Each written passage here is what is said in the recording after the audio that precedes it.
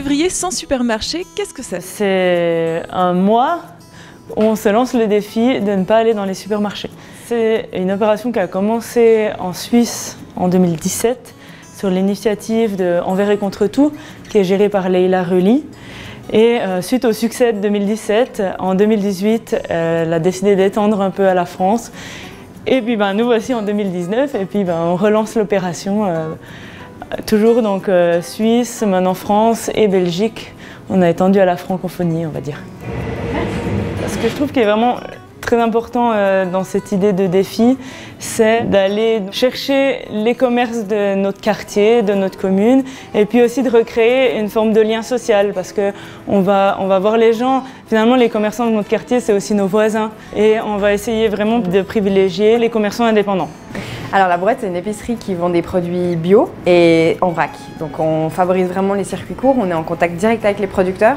On vend que des produits de la saison et vraiment de la région. Alors je trouve que c'est une très bonne initiative. Le fait qu'il y ait des groupes et qu'il y ait une communauté qui se crée autour crée des liens et crée aussi des astuces. On apprend des uns des autres où trouver tel ou tel produit.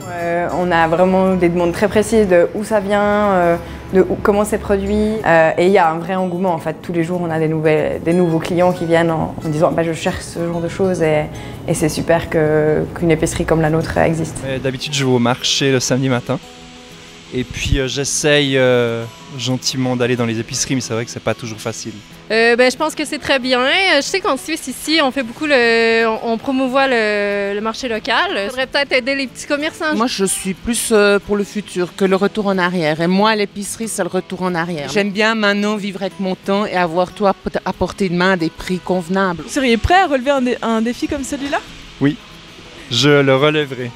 Je crois que je le ferai plus souvent au quotidien que pendant un mois, je dois avouer. Beaucoup d'entre nous font du vrac, mais c'est pas obligé. On peut très bien ne pas consommer bio, ne pas consommer en vrac et quand même se dire je vais plutôt acheter mon pain à la boulangerie, je vais plutôt à l'épicerie du quartier et à la boucherie. Alors je pense que depuis en tout cas 2 ans et demi, on le voit, il y a de plus en plus de personnes qui s'intéressent à ce genre de sujet.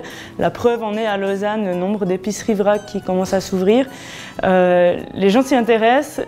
Chaque jour, quand on discute avec les gens, ils me disent « Ah oui, tu fais du zéro déchet, raconte-moi comment ça se passe, ça m'intéresse. » Donc on peut pas régler tous les problèmes de la planète en consommant local, mais effectivement, je pense que de plus en plus, les gens s'interrogent sur la société de consommation et sur leur propre mode de fonctionnement et de consommation. Et puis, ils recherchent en fait du sens et une forme de richesse dans leur façon d'acheter et de consommer.